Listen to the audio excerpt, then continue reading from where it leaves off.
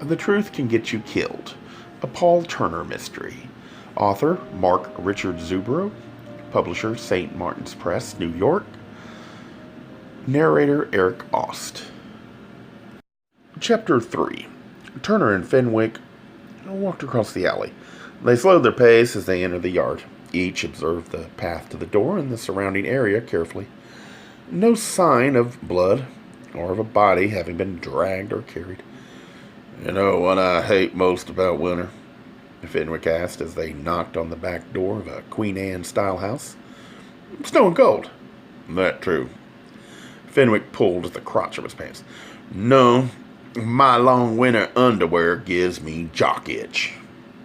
"Thanks for sharing." A now recognizable Dave McWilliams opened the back door of the house. "He's in the kitchen," McWilliams told them. Turner stopped for a minute and let the warmth of the home ease into his psyche. Jumping in and out of the cold had been miserable. He accepted a cup of coffee gratefully and let his hands surround the ceramic mug. He left his jacket on for the moment. He glanced around the kitchen. The floors gleamed. The walls were done in very pale beige, and the cabinets in a very muted, very light brown. A Cuisinart in one corner, a microwave oven in another, electric stove, large refrigerator, a butcher block table. The beat cop donned his winter gear and left. Calvin Hancock, whose home they were in, sat opposite Turner and Fenwick at the table. They thanked him for making the call and being helpful. "Tell us how you happened to find the body," Fenwick said. "I told the others already." Hancock was around 5'2", with spindly arms and a narrow, pinched face. Turner didn't picture him toting around a 200-pound corpse. Neither loudly nor angrily, Fenwick said, "I don't like working on holidays when everybody else has off. I was going to miss 3 football games already today. Now I'm going to miss at least 7 because of this murder. I'm not a very friendly person in general. So why don't you just tell us what happened without the crap, and we can all go home sooner?" Hancock's eyes widened at Fenwick, whose massive bulk took up a great deal of space in the reasonably large kitchen. "I am home," Hancock said. "Why don't you start at the beginning?" Fenwick suggested. "Shirley." "Don't call me Shirley," Fenwick said. Hancock looked as if he didn't know whether he should laugh at Fenwick's feeble humor or not. Turner ignored Fenwick's crack. "Go ahead, Mr. Hancock." The man gave a 19th century upper-class British sniff. "Well, around 7 this morning, I took out the garbage from my party last night. 3 of my friends and I have been getting together for dinner at one another's homes on New Year's Eve for 20 years. We don't like to be out on the streets or in crowded bars or at loud, uncivilized parties. One of us always cooks for the others. In the library, over coffee and dessert, we listen to Beethoven's Ninth Symphony. We always play that on New Year's. It's a memory of when we all went to college. We were so poor. It was the only album in the apartment. The first time we did this, I cleaned last night, but waited until I was going out for the papers today to take out the garbage. This way, I could combine the 2 trips. I didn't want to have to don all my winter accoutrements twice if I didn't have to." "What happened in the alley?" Turner asked. "My dumpster is across the way from the one with the body. I put my debris in my own and began to walk away. I noticed the red spots on the ground. At first I thought they were some kind of champagne or sauce of some kind. The trail led to the dumpster opposite. The lid was open. I don't like that in our alley. Those businesses across the way, they don't watch for that as much as they should. Even in this weather, leaving them open like that will attract vermin. I went over to close it. I reached for the lid and barely glanced in. As you know, the body was right there. I immediately returned here and phoned the police. I hope they still have some newspapers left when I'm finally allowed to go to the store." "We're almost done, Mr. Hancock," Turner said. "You know the dead guy?" Fenwick asked. "Not from what I saw. I didn't look at the face that much. Who was it?" "Albert Mead." "The judge. You do know him?" "I know of him. Every gay person who keeps up with the news should know who he is." "Who is he?" Fenwick asked. Albert Meade is one of the 3 judges who ruled the day before Christmas that the anti-gay law in DuPage County was legal. The name still meant nothing to Turner, but the upheld law did. DuPage County was immediately west of Chicago, known for its rock-ribbed Republicans and legislators who were well in the running for first prize for being some of the most stupid, ignorant, and narrow-minded elected officials in the country.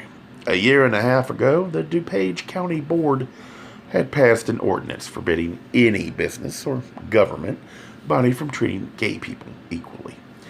After the law was passed, outrage and protest had been followed by legal suits.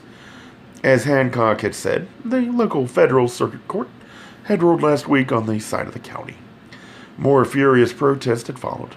Ian had let loose a tirade at their annual Christmas get-together about gays being second-class citizens, ending with the declaration that he wasn't going to go quietly when they came to get him for the concentration camps.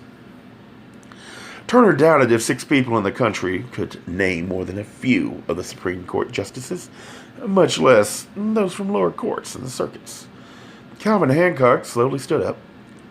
"Judge Meade is dead. I found the body." He paused briefly and then an enormous smile crossed his face. "Thank God. I can't think of a dead person I'd rather speak evil of." The man almost capered around the room. "Wait until I tell everyone I'll be a celebrity. I hope I'm on every talk show. Oprah, I'm ready for my close-up." Calvin hummed several bars of "Ding Dong, the Witch is Dead." Turner understood the feeling. He wondered about the implications of him being gay and investigating the murder. Maybe he should dismiss himself from the case. He could never hope to be objective. Fenwick said, "Mr. Hancock, I've never seen anyone happier to see someone dead." Calvin smiled at them. "You think my being happy makes me a suspect?" The thought crossed my mind. "Forget it. I'm a lawyer. I know precisely what I'm saying. If you're going to arrest everyone in the city, or even the county, for that matter, who is happy about this piece of shit being dead, you'll have to haul in every faggot in 3,000 miles, and some in foreign countries, too." "But you knew who he was after we said his name."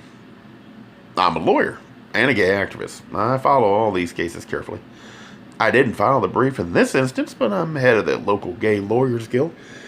If my being happy he's dead is going to get brutality from the cops, I'm ready. I dare you to try anything with me. When they come to take me away in the middle of the night, I will not go quietly." "Nobody's taking anybody in concentration camps," Fenwick said. "We're just trying to get some answers." "And you got some. All you're going to get. I told you what happened. You want to know how I feel about him being dead? Like the Jews in the concentration camps must have felt when told that Hitler was dead. Every gay person you talk to will feel the same way." When they got in the car and got the heater going as best they could, Fenwick asked, "Is that how you feel?" "What?" "Happy that he's dead." "I don't have a history of knowing about him like Hancock did, but I'd be lying if I didn't think this was one less homophobic asshole on the planet. Hard for me not to be pleased about that. You're going to ask to be taken off the case? Ethically? I don't think I have a choice. You take yourself off, you're going to have to do a lot of explaining. By now, half the Area 10 personnel know that a prominent judge brought it in the city, and that we got the case. People will want to know why you went off. If you don't say anything, they'll speculate. If you do tell, you risk repercussions. Commander Poindexter is probably okay, and most of the detectives, but I don't know about this temporary commander we've got. Look what happened when Ben called. Whoever wouldn't help him yesterday is still working in the station. He almost certainly has friends who feel the same way. Being in or out of the closet, now or ever, is not going to make a difference in my being on a case or not. Fenwick was quiet a minute, then said, "Sorry." "Forget it. I understand what you said, and it's all too possible. The main question is, how can I work on a murder case of someone I'm not sorry is dead? The killer probably deserves a medal. You can't quit the case. What if they assign me Carruthers as a partner? Just shoot him and leave him in a dumpster. If someone bothers to report it and Any cops would take one look and walk away. Carruthers was the curse of the area, 10-day shift. He'd spend the week before Christmas with his wife and 2 kids in Hawaii. To the surprise of no one, he'd returned to work on Christmas Eve in a day-glow flower print shirt. Everyone had studiously ignored him. I wish the commander wasn't on vacation, Fenwick said. He'd be all right with it. You can't just up and quit a case. They located the local beat cop in charge of coordinating the neighborhood canvass. Turner and Fenwick asked about the status of the questioning. They had gotten to about half of the neighbors, but to only a few of the businesses. Most of the later were closed. Many of the bars would open in a few hours, especially ones with televisions, tuned to the many football games of the day. No one interviewed so far had seen anything in the alley. Turner and Fenwick walked quickly down the alley for 2 blocks south and then north for a block and a half, where the large bulk of Children's Hospital prevented the alley from going through any further in that direction. They also walked around the entire immediate block. As they made their neighborhood survey, the day seemed to be getting colder, not warmer. And by the time they were done, even the feeble warmth of the car felt good. Gay Mysteries audiobooks. I think it is easy to hate a label, but a face humanizes the word. So this effort is twofold: to offer comfort to those like myself that your world didn't end because you don't fit into the view of acceptable society on both sides, and in hopes of helping those with family that are LGBTQ, that it doesn't mean we are aliens from the child they once knew.